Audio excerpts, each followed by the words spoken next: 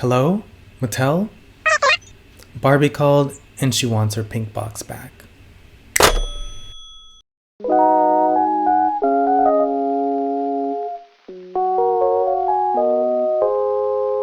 Hello everyone, my name is Manny and welcome back to my channel. So I've been thinking a lot about the future of the Barbie brand recently, and unless you've been living under a rock, you probably know that the Barbie movie is creating a lot of hype around the brand. And if you're a collector like me, you've probably also heard a lot of complaints from collectors of Barbie mostly, who say that Barbie just hasn't been glamorous enough or fashionable enough in the past 50 years.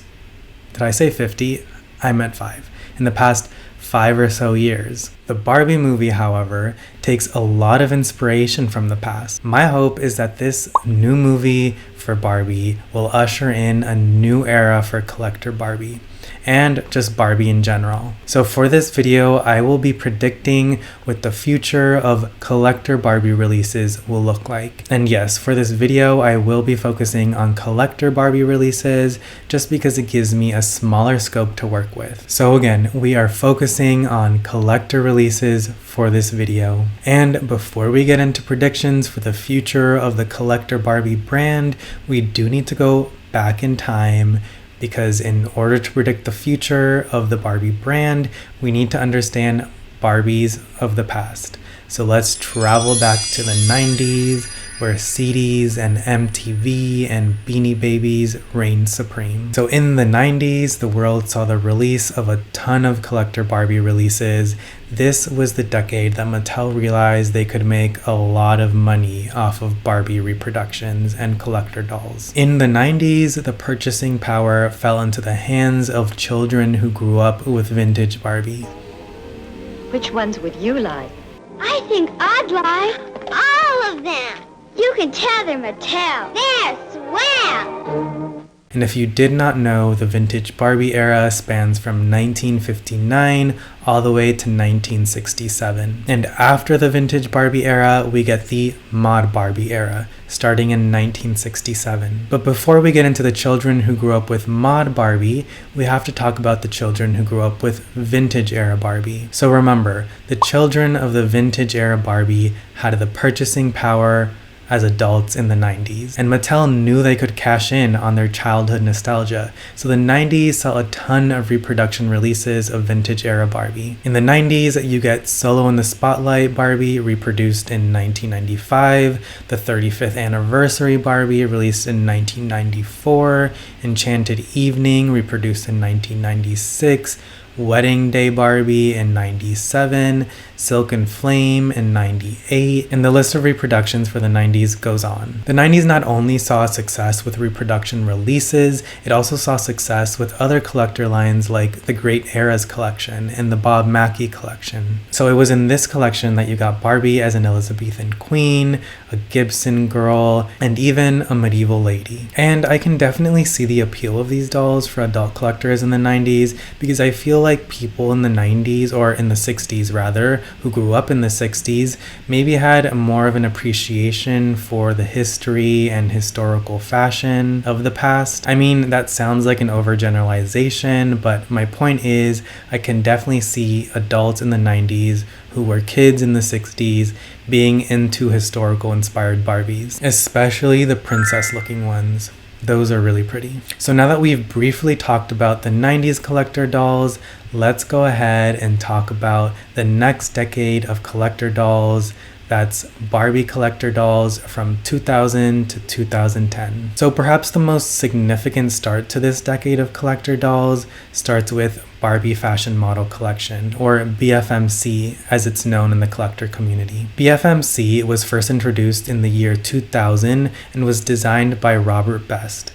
The line drew inspiration from Barbie's vintage era in 1959 to 1967, and these dolls featured vintage-inspired couture fashion and used a new silkstone material, giving them a porcelain-like appearance. So BFMC in this decade between 2000 and 2010 really catered towards the vintage era kids. However, the vintage era kids were not the only adults in this decade between 2000 and 2010. This decade also saw the kids who grew up with Mod Barbie and early Superstar Barbie becoming adults with money. So Mod Barbie was between 1967 and ended around 1971, give or take. And then we get Superstar Barbie, which came out in 1977. So to keep things organized, I'll call the kids of this Barbie era the Mod and early Superstar kids. So now between 2000 and 2010, we get Mod and early Superstar kids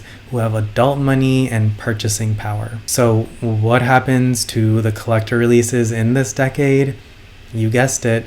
We get Mod and Superstar re-releases. Well, we get Mod releases. Superstar Barbie got really glossed over in this decade, but we can talk about Superstar Barbie later. So in this decade of the 2000s, we get the Malibu Barbie reproduction in 2002, and we get Smashin' Satin in 2005, All That Jazz in 2006, Made for Each Other also in 2006, Red, White, and Warm in 2007, Mod Party in 2009, and Pivotal Mod in 2009 as well. Well, Malibu Barbie isn't considered Mod, but she is in that time period between Mod and early Superstar. And it really comes as no surprise that they started to release a bunch of Mod dolls in this decade because the Mod and early Superstar kids are now adults and they want to feel all that nostalgia for the Barbie of their childhood. Alright, so now we are moving on to the 20-teens. Okay, so between 2010 and 2020, Mattel and the Collector Barbie brand are now catering to a few generations of Barbie fans.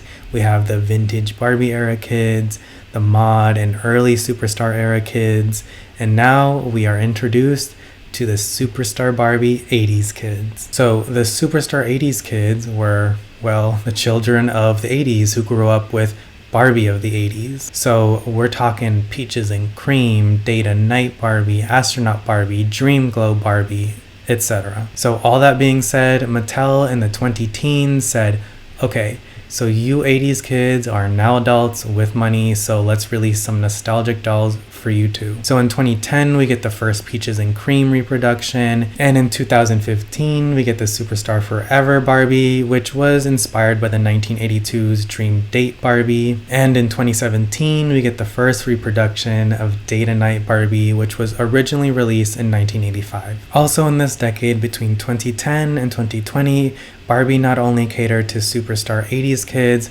but they also continued to cater towards the vintage era Barbie kids and the Mod early Superstar Barbie kids. And they continued to cater to them with the continuation of the Barbie fashion model collection. And it was actually in this decade that BFMC released the first ever Mod-inspired dolls. Because remember, BFMC in the previous decade was heavily inspired by vintage early 60s Barbie. But now, as BFMC is starting to mature in this decade, they decide to release some Mod dolls. So is it a coincidence that BFMC started to release Mod dolls for the first time in this decade? No, because BFMC wants to cash in on the adults who grew up with Mod Barbie. And unfortunately, at the end of this decade, BFMC comes to an end in 2020. And in my opinion, the end of this decade saw the decline in quality and design of BFMC and rendering it the end. I also wonder if some of the popularity for BFMC declined by the end of this decade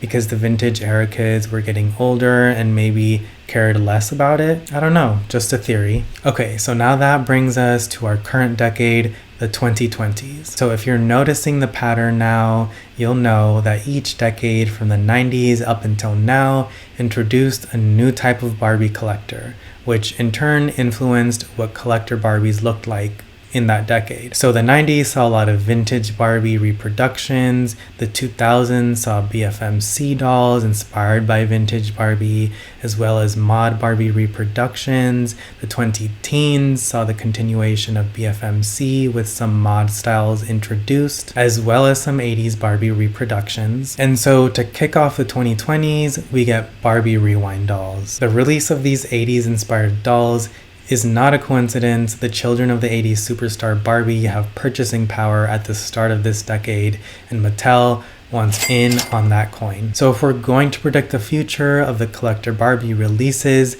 we have to understand that this decade of the 2020s isn't just about the children of the 80s, it's also now about the children of the 90s. That's me. And I'm guessing it's also a lot of people who watch this channel. So the children of the 90s superstar Barbie now have some purchasing power in this decade. So what do children of the 90s love in their Barbie? Well, they love a few things. They love mermaids, for one, and also poofy dresses and impossibly long hair. And probably the most important thing that all 90s kids love is Barbie in a pink box. Yes, pink box Barbie.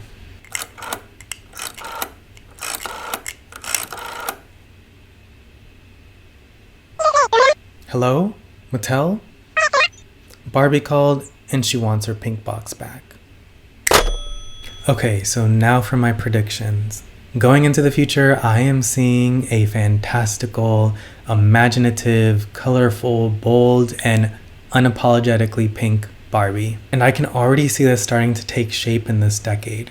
We already got the mermaid collector Barbie in Ken, because remember, 90s kids love their mermaid Barbie. And we even got Barbie in big poofy pink dresses and a pink box. I'm talking about the pink collection, which is, in my opinion, an attempt at catering to 90s kids in some sort of a way. However, I think where the pink collection falls short is not using the superstar face or any other face molds from the 90s. Like, I would have loved to see the pink collection use the Kira face with a 90s screening, or a 90s Christie sculpt with a 90s screening. I think that would have been really cool to see. Anyway, moving forward, the 2020s is about catering to us 90s superstar Barbie kids, and also the superstar Barbie 80s kids. And don't worry, the vintage era kids and the mod early superstar era kids will not be forgotten, but it is time to step aside and usher in